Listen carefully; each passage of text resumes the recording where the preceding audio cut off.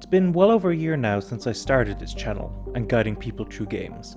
For those unfamiliar with the format for this channel, I help guide my friend Caitlin through challenging games that I've beaten, but that she's never played before, in what I like to call guided blind let's play.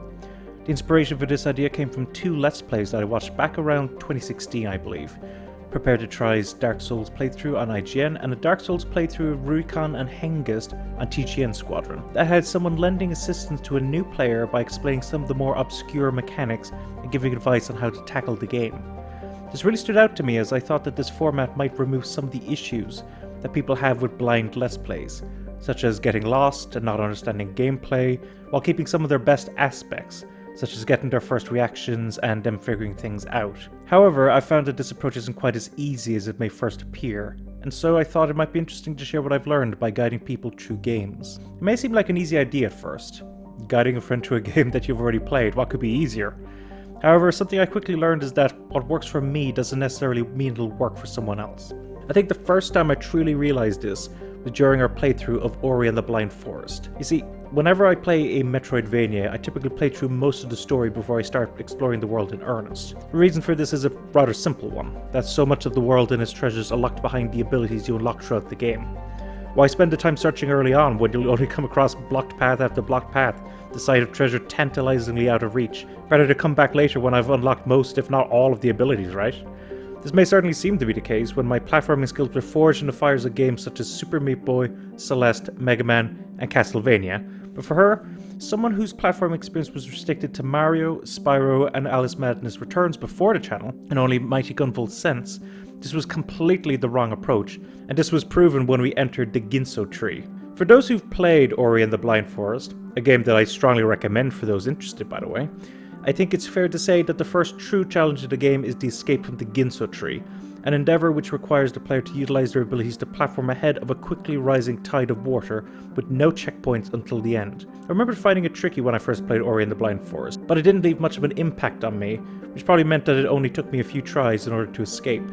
In contrast, Caitlin found the experience to be quite grueling, and ended up taking an hour and a half in order for her to finally escape. I had two revelations while I was editing the Ori episodes, with the first being a moment where Caitlin sounded genuinely distressed when I reacted to a death of hers. Perhaps a small moment overall, but I felt a pang of guilt as I thought about how I failed her. Part of the reason for a guided blind let's play is to remove these moments of true distress for the participant, but it might not always be possible to do so, right? That's when I realized my second mistake.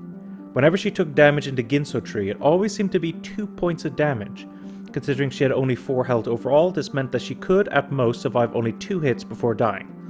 If I had thought of this earlier, I could have had Caitlin go find another life cell, which would have given her another point of health, increasing her pool to 5, allowing her, in ideal scenarios, to survive 3 hits. I do believe that this would have helped her significantly throughout her attempts, and might have made the process more tolerable for her.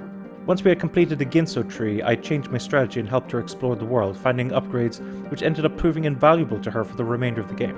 While not how I would play Ori and the Blind Forest, and certainly not the most efficient way to play the game, this method ended up working the best for her, and while the game was never easy for her by any means, she never had a moment like what I had heard before again. Of course, it isn't as simple as always going along with what they want. There will be times where they're at risk of developing a bad habit, going about the wrong way, or requesting information that you simply cannot tell them at that point. A particularly brazen example of this was when Caitlin asked about who the killer was in one of the 9 hours, 9 person, 9 door endings. Hey, achievement! Saw the knife ending! So now we have both the axe ending and the knife ending. Is that great?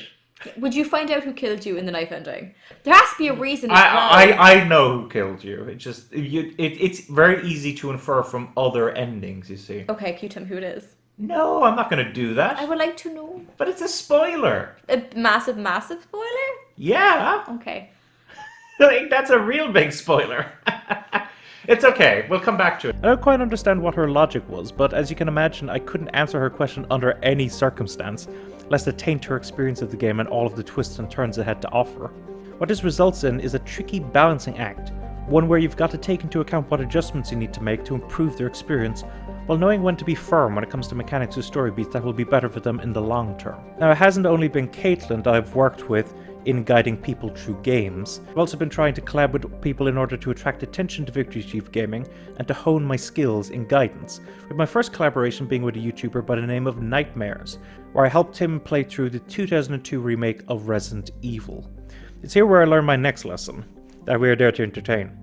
What I mean by this is that people are clicking into our videos to have a fun time, and that means that sometimes we need to be humiliated or make an embarrassing mistake. An instance occurred during our playthrough when I attempted to get him the infamous Jill sandwich scene.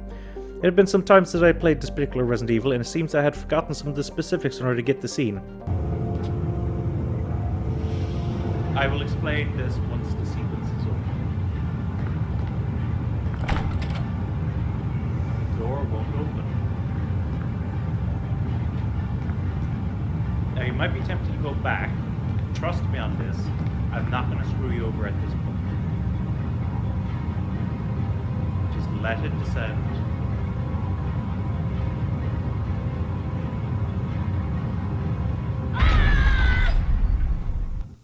Wait, what? Oh my god, what happened? Why did that not work? Oh, bloody hell. Okay, sorry about that. One moment. What did I do wrong there? Well then. Yeah, that was embarrassing for me.